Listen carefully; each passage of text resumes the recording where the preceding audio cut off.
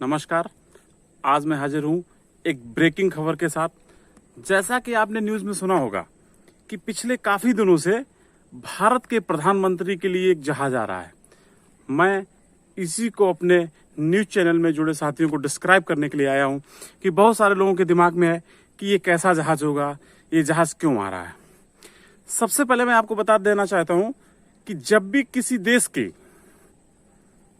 प्रधानमंत्री जितना सशक्त होता है, उसके पीछे खड़े हुए लोग उतना ही अपने आप को कंफर्टेबल और सशक्त महसूस करते हैं।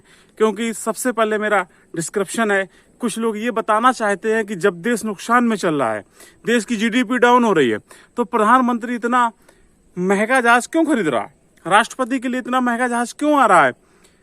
मैं आपको बताना चाहता हूं कि एक देश का राष्ट्रपति या एक देश का प्रधानमंत्री जहां पर उतरे तो वहां के देशवासियों को इस बात का एहसास होना चाहिए कि 135 करोड़ की मुल्क की ताकत इस प्रधानमंत्री के साथ चलती है।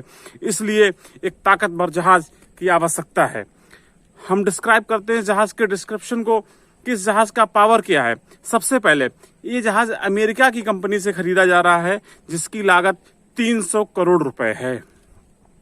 इसके बाद इस जहाज में 350 सीटें हैं, जिनमें से कुछ सीटों को हटाकर इसमें नरेंद्र मोदी जी, हमारे भारत के प्रधानमंत्री जी के लिए बाकी सुख सुविधाओं से लैस किया जा रहा है।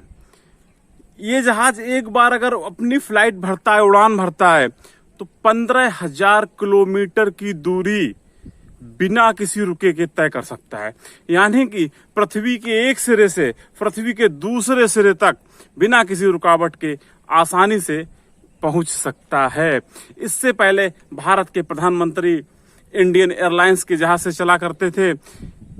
इंडियन एयरलाइंस का तो वो जहाज है जिसपे हम लोग भी सफर करते हैं, हम भी चलते हैं, आप भी चलते हैं, जिसमें सिंपल सा स्पेस होता है। इतना ही है कि नरेंद्र मोदी जी बैठते थे तो थोड़ा सा पैर के पास स्पेस बढ़ा दिया गया, बाकी नॉर्मल जहाज था। लेकिन इस जहाज में किसी तरीके का कोई भी अटैक अगर इस जहाज पे होता है तो इस जहाज में लगे रडार उस चीज को पहले से ही बाश कर लेंगे और बाश करके उल्टा उस मिसाइल पे अटैक कर देंगे। पहला सुरक्षा फीचर। दूसरा सुरक्षा फीचर, इस जहाज में 2 इंजन लगे हुए हैं, सशक्त इंजन।